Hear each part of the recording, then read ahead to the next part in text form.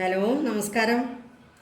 ഇന്ന് നമ്മൾ നല്ലൊരു ജ്യൂസാണ് ഉണ്ടാക്കുന്നത് ചെറുപഴം കൊണ്ടിട്ടാണ്.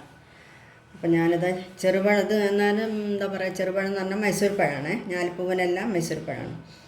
അപ്പം നമ്മൾ മൈസൂർ പഴം വെച്ചിട്ട് നല്ല തണുത്തൊരു ജ്യൂസ് ഉണ്ടാക്കാം, നല്ല ടേസ്റ്റുള്ള. അപ്പോൾ നമുക്കിതൊന്ന് നന്നായിട്ടൊന്ന് ഉടച്ചെടുക്കണം.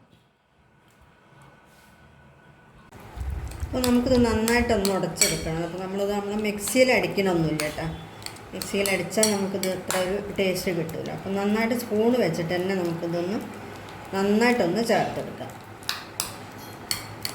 അപ്പോൾ നമ്മൾ പഴം നന്നായിട്ടൊന്ന് ഉടച്ചെടുത്തിട്ടുണ്ട്. ചെറിയ ചെറിയ കഷ്ണങ്ങളൊക്കെ ഉണ്ടായിക്കോട്ടെ, അതൊന്നും കുഴപ്പമില്ല. ഇനി ഇതിലേക്ക് ഒഴിക്കുന്നത്, ഇനി ഞാനിതിലേക്ക് ഒഴിച്ച് കൊടുക്കുന്നത് സർബത്താണ് കേട്ടോ, നന്നാരി സർബത്താണ്. ഇതാണ് എനിക്ക് ചേർത്ത് കൊടുക്കുന്നത്. നമുക്കൊന്ന് നന്നായിട്ടൊന്ന് മിക്സ് ചെയ്യാം. അപ്പോൾ നമ്മൾ നന്നാരി സർബത്ത് നന്നായിട്ടൊന്ന് മിക്സ് ചെയ്തിട്ടുണ്ട്. ഇനി ഇതിൻ്റെ കൂടെ നമുക്ക് 1 ടീസ്പൂൺ ചെറുനാരങ്ങ നീരാണ് ഇതിൽ ഒഴിച്ച് കൊടുക്കാം. അപ്പോൾ നമ്മൾ ചെറുനാരങ്ങ നീരും കൂടെ ഇതിൽ ഒഴിച്ചപ്പോൾ നല്ലൊരു മണമൊക്കെ വരുന്നുണ്ട്.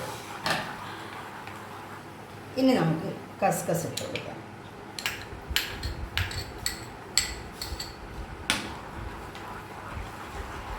വെള്ളത്തിൽ നന്നായിട്ടൊന്ന് കുതിർത്തി വെച്ചതാണ്.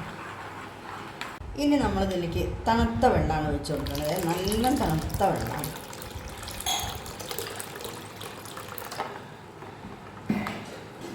ഇനി നമുക്ക് നന്നായിട്ട് നമ്മളെ വെള്ളം ഒന്ന് മിക്സ് ചെയ്തെടുക്കാം. ഇത് വെള്ളമായിട്ടാണ് നമ്മൾ കുടിക്കുന്നത് കേട്ടോ. അപ്പോൾ നമ്മൾ നന്നായിട്ട് മിക്സ് ചെയ്തിട്ടുണ്ട്. ഇതിൽ മധുരം കുറവാണെങ്കിൽ നമുക്ക് ആവശ്യത്തിന് പഞ്ചസാര ചേർത്ത് കൊടുക്കാം.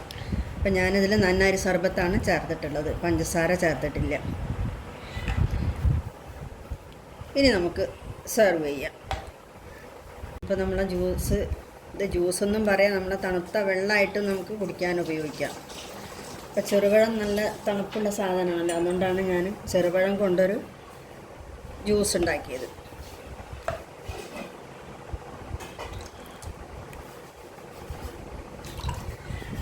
ചെറുപഴം എടുക്കുമ്പോൾ നല്ല പഴുത്ത പഴം തന്നെ എടുക്കണം കേട്ടോ, അല്ലെങ്കിൽ നമുക്കതിനൊരു കറ ചുവ വരും. നല്ല തൊലി കറുത്ത പഴം തന്നെ എടുക്കണം.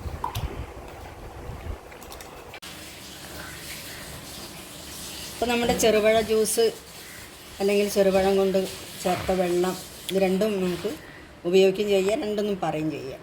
അപ്പോൾ നമ്മുടെ വീഡിയോ ഇഷ്ടമാവുകയാണെങ്കിൽ എല്ലാവരും ഒന്ന് സബ്സ്ക്രൈബ് ചെയ്യണം. എല്ലാവർക്കും നമ്മുടെ ചെറുപഴം കൊണ്ടുള്ള ജ്യൂസ് അല്ലെങ്കിൽ വെള്ളം എല്ലാവർക്കും ഒന്ന് ഷെയർ ചെയ്ത് കൊടുക്കുക, നിങ്ങളുടെ കൂട്ടുകാർക്കൊക്കെ ഷെയർ ചെയ്ത് കൊടുക്കുക. നമ്മളെ ചൂട് സമയത്ത് കുടിക്കാൻ പറ്റിയ നല്ലൊരു തണുത്ത വെള്ളമാണ്.